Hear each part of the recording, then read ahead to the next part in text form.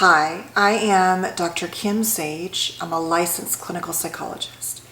This channel is all about childhood trauma and attachment and wounding and healing, and hopefully helping you understand what happened to you, the past, what's happening right now in the present in terms of how that's impacted you in your life and relationships, and some information and tools and knowledge to help you in the future. That really is my goal. And we're in a series now really focusing on narcissism, and this video is really a heart-filled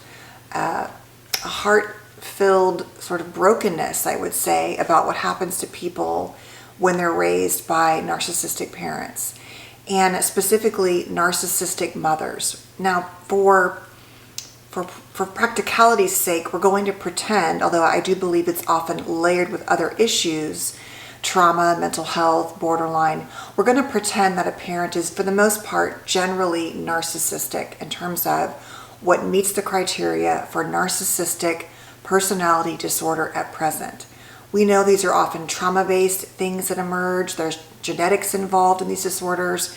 And while I don't want to label, I do believe there is a power in knowledge and a healing once you understand, oh, my parent really struggled with this. It gives us permission to say it wasn't my fault. And I also believe that for me, it gives me a treatment plan, an understanding of where the broken, cracked pieces and wounds are often with parents who might have narcissism, borderline, trauma, some form that manifests in a consistent, pervasive pattern of behavior.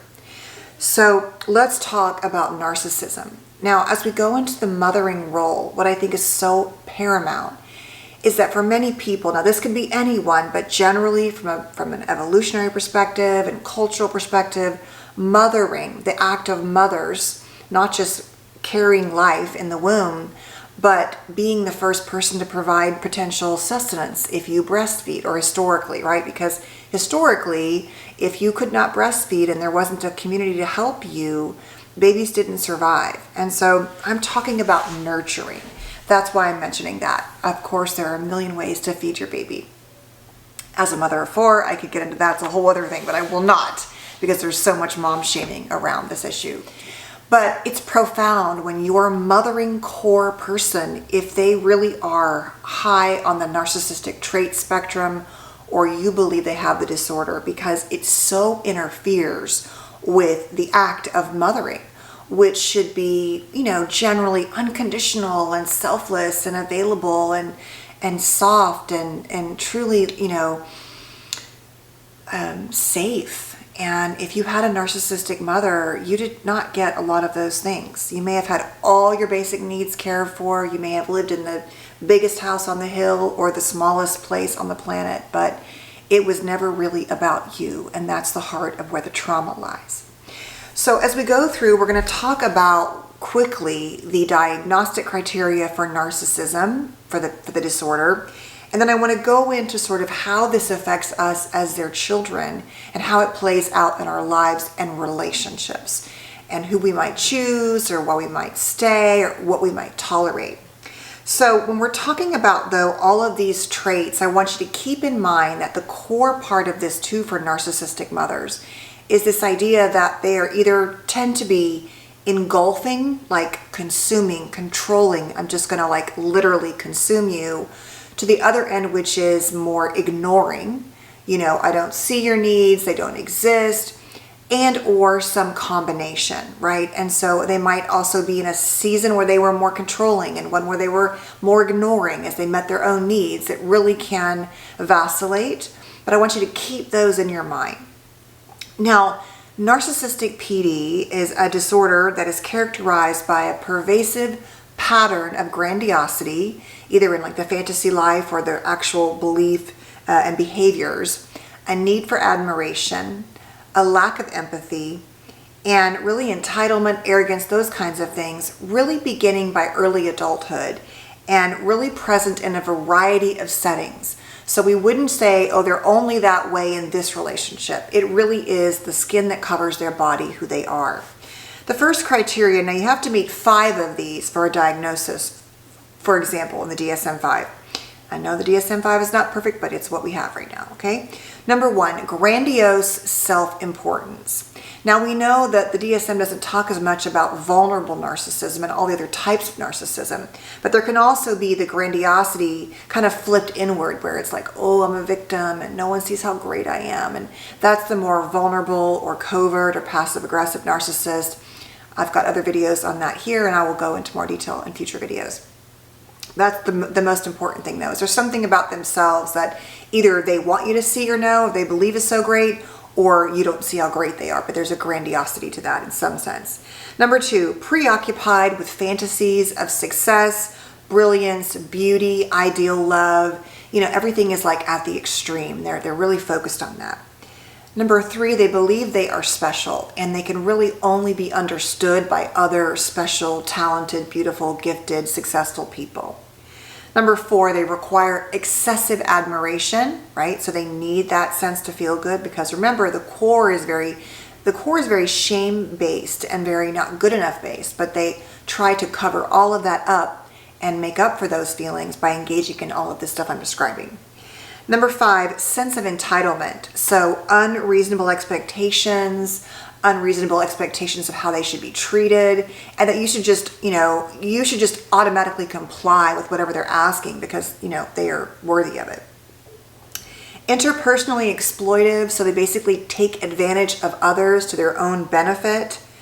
Number 7, they lack empathy, which is a huge part. They are unwilling to identify or accept or label or honor or own their part in things or your feelings or the needs of others, emotions, etc. And lastly, that they often show very haughty or arrogant behaviors. Now, that can play out in different ways with the different types of narcissism, but that's the core center of it, right? So how this affects us, and the research is pretty clear on it affects, every part of who we are. And so I'm going to use those. That actually is from my course. I have a whole section in a course on this if you happen to be raised by parents like this. But the bottom line is that it goes through all of the things like, let's just get into it. The first one is it affects who we choose and why we stay in relationships. And so we're often searching for love, searching to be seen finally and validated and loved just as we are. But the problem is, because if we're raised by this, we often don't believe that we are worthy of being seen or valued or loved. And so if you're wearing that lens when choosing people, that's a problem. The other thing is, oftentimes, if the other parent, let's say even if they were divorced or not, the other parent might enable the narcissist. Maybe they were so much better in comparison, like they're the good parent, but they allowed that parent to treat you that way. They never stopped the behavior. They coddled them. They were afraid of them, whatever. And I know when parents get divorced, it's terrible because you are sending your kids to this narcissist's home at times and you have no control over what happens there. And I'm not talking about that, although to some extent I understand why we blame our parents because we still hold them accountable, but there's only so much we can do. And that's a whole other video on co-parenting with a narcissist, which is frankly pretty catastrophic and devastating and can feel like it never ends because it really doesn't. But I'm not going to digress there. But remember that the other parent plays a role too, and we'll get into that in another video. So we're looking for the person, the partner, the job, the situation, something to give us this final sense of validation and being seen and being heard. And we can end up pursuing degrees, careers, relationships, patterns, situations, all kinds of things in this pursuit to finally be accepted, not just by our parent, finally, even actually if they're alive, or when the partner takes the place of the parent, like an attachment, or by ourselves, right? We're seeking this inside. And so that really makes it unlikely if we're not aware and we're not doing the work or we just didn't realize it, that unconsciously we're often repeating these same patterns and we have no idea that we're doing that. And so we can really find partners that, of course, repeat the same cycle. Now, I want to say really quickly, if you were raised by especially a mother, I think especially, but it could be a father role, who really struggled with some form of borderline, really intense emotionality and a lack of predictability, you can really be seeking somebody who seems really collected and stable. And I say it in a bunch of videos, but narcissists often present that way in the beginning. They're so confident, they're often successful, they're going to control things, they've got it figured out. And that can feel really deceptively safe if you had a really chaotic parent. So number one, we often choose the familiar, the same, because we know what that feels like. So we might actually just choose another narcissistic partner. Extremely common. Number two, we might struggle with decision making because we never were given a sense of self. And so we often choose people that we think will be good decision makers, and we kind of give over our control, our power, people who we think we can let them be the deciders. And then we end up giving away our identity, our sense of self, our preferences, things like that. But we weren't really allowed, especially in really controlling, engulfing dynamics, to have any control. And so that can seem enticing in a partner. Number three, we often choose partners who need parenting. And so we're so used to doing all the parenting and rotating around that narc parent or taking care of ourselves if they ignored us, that we're really good at that compulsive caretaking and just kind of like parenting partners. And if you choose a narcissist who doesn't want to do all the yucky hard stuff like raising kids and taking care of the home and all the non-glamorous stuff, they're really happy to give that stuff to you. And initially that feels like really good and controlling for you, finally, but really it's another way to sort of keep you feeling less than for many people. Because it's a thankless job. As much as it is a wonderful job to be the home parent, if that's your job, it's a very lonely job. And narcissists are not great at supporting their partners. So you're very lonely, and that can be a very common theme also. Number four, we can find ourselves in relationships with very avoidant type people, or we can be avoidant, right? And so, or we can be extremely anxious and be seeking out avoidant partners. The bottom line is, in my mind, many narcissists are very avoidant because they're never really going to be in it with you, right? They might be anxious and jealous and possessive, and that can trigger other things in you. But when it really comes to being deeply vulnerable and close, you're not going to get that from them. It's going to be very, very triggering. And you might also have this too, because it wasn't safe for you to be vulnerable. And so even though you think you're pretty vulnerable and pretty open, you have your own walls of protection up inside. Number five, we believe love is conditional. And so we stay in that people pleaser and compulsive caretaking role. And that is also a very lonely place to be. But we think love must be earned by doing, performing, delivering. And so that's what we choose, and that's the role that we stay in. Number six, we're often raised to shut down our emotional needs because narcissists are not having this reciprocity with us, these kind of mothers, right? They're not a safe, open, nurturing space. And so we don't even know how to access our own feelings, or we shut them down, or we feel a lot of shame about those feelings. The next one is we often blame ourselves for everything, and we choose partners who are happy to blame us. And that becomes a cycle. It's all our fault. Yes, it is your fault. Okay, that's right. It's all my fault. So that really keeps us down and low and stuck in that sense of worthlessness. We're often looking for constant validation because that's either how we got seen when we were the good child, the performer, the deliverer. Mommy saw us as wonderful, so that's the only time she said, "Oh, I'm so proud of you," or "What a good job you're doing," or "What a great dancer you are," or whatever. And so we feel really insecure often at our core. And so we're looking for partners to give us validation. And even if they are generally healthy, our need can be kind of great, and our sensitivity to anything that feels like criticism, even if it's just feedback, can be really hard for us to hold because it was so severe in our childhood. We can keep choosing unavailable people. We're just always chasing those who will never give us love, really toxic relationships, because that is what we knew. And that is the pattern. And this time I'm going to get that love. I'm going to chase them. And we're so used to that abusive pattern in a narcissistic mother that we never felt loved back, that we will take a lot of toxic behaviors in relationships. And along those lines, we can tolerate abuse because it was normal and we don't believe we deserve more. So we might accept and tolerate verbal abuse, emotional abuse, passive aggressive behaviors. A huge one is rage and anger, which is very common for narcissists. And so whether it's internalized, repressed, yucky rage, or outright yelling and raging at you, anger is a whole other issue for you. So you don't know how to deal with it, or you repress it, or you take it and then you blow. But all of that is like connected to that really extreme mismanagement of behaviors and emotions towards you. Number 11, we often don't see or recognize narcissists at first, especially if they are coverts, because they seem so different, and it seems like, oh, we can finally help heal them and support them, and they don't feel like they're enough, and we're going to give it to them. And meanwhile, you're like right back in that trap, and they can become very overtly grandiose in their abuse towards you, especially as the relationship progresses and or if you leave them. The next one is we often have a lot of intimacy issues around our bodies and expressing ourselves in intimate ways. Because if you think about the message we got is that we're defective, we're flawed. And then in the culture and the world we live in, it's so conditional historically about what is considered attractive or valuable. And then just feeling unsafe in our bodies. Our nervous systems aren't safe because we were on hyper alert, hyper vigilant, or we were shut down and collapsed because we were neglected by the ignoring mother that was narcissistic.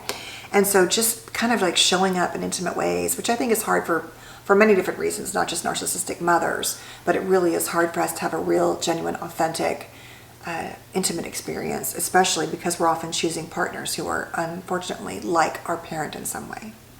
We've also learned to feel this mismatch in our body between what was said and what was done, what was happening. And so it's a setup for being gaslit, right? If your whole childhood, your mother said, oh, I love you so much, but then all the behaviors and stuff, did not feel like real love.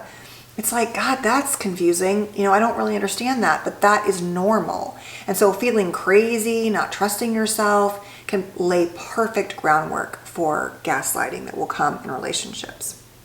The next one is we confuse motherly love with control.